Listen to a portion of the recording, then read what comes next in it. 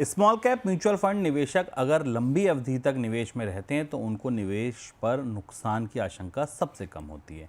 Asset valuation firm value matrix की report बताती है कि जिन निवेशकों ने 12-15 साल तक स्मॉल कैप म्यूचुअल फंड में सिप चलाई है उन्हें निवेश में नुकसान नहीं हुआ है।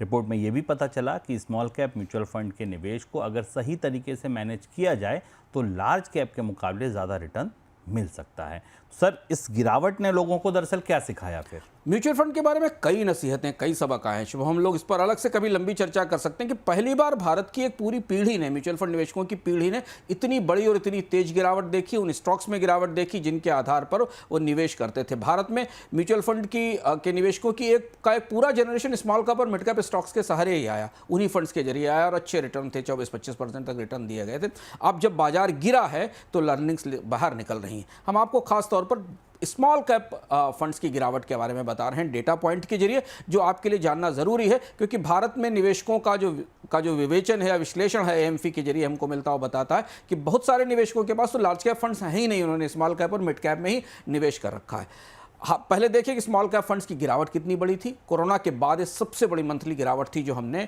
जनवरी, फरवरी, मार्च के दौरान देखी। बीएसई का स्मॉल कैप इंडेक्स 14% टूटा और स्मॉल कैप की 321 कंपनियां 20% से ज़्यादा टूट गई और इसका सीधा असर हमें स्मॉल कैप फंड्स पर दिखाई दिया। पिछले एक महीने के भीतर हमने देखा है कि स्मॉल कैप फंड्स में स्मॉल कैप स्टॉक्स में निचले स्तर पर खरीदारी आई है।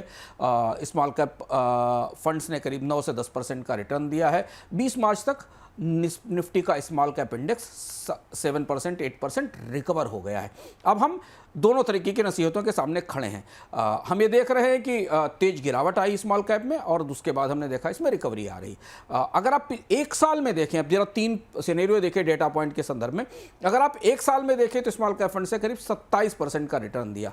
5 साल का रिटर्न 47% तक था, 24 से 47% के आसपास था और 5 साल में लार्ज कैप से ज़्यादा रिटर्न स्मॉल कैप फंड्स ने लोगों को उपलब्ध कराया है। लार्ज कैप का CAGR करीब 17% था जबकि स्मॉल कैप का 32% था। जनवरी 2020 से नवंबर 2024 तक इनका AUM 6 गुना से ज़्यादा हो गया।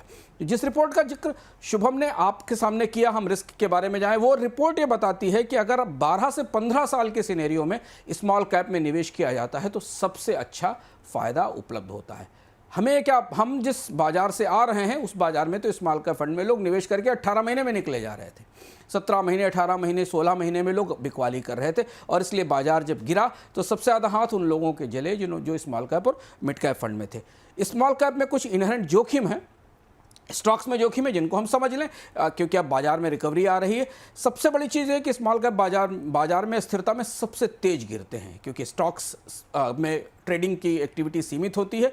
छोटी अवधि में इनमें हमेशा बड़े नुकसान की आशंका रहती है और इसलिए अगर आप स्मॉल कैप फंड में पैसा लगा रहे हैं तो लंबी अवधि का सोच कर रखिए। दूसरी चीज़ है कि खराब आर्थिक हालात में लार्ज कैप से ज़्यादा इसमें गिरावट होती है। ट्रेडिंग वॉल्यूम कम होते हैं क्योंकि स्मॉल कैप स्टॉक्स की लिक्विडिटी कम रहती है और सबसे महत्वपूर्ण बात जो लास्ट में समझना ज़रूरी है आपकी जानकारी के लिए कि जानकारी ही इस बाजार में कमाई है और जानकारी ही बचाव है।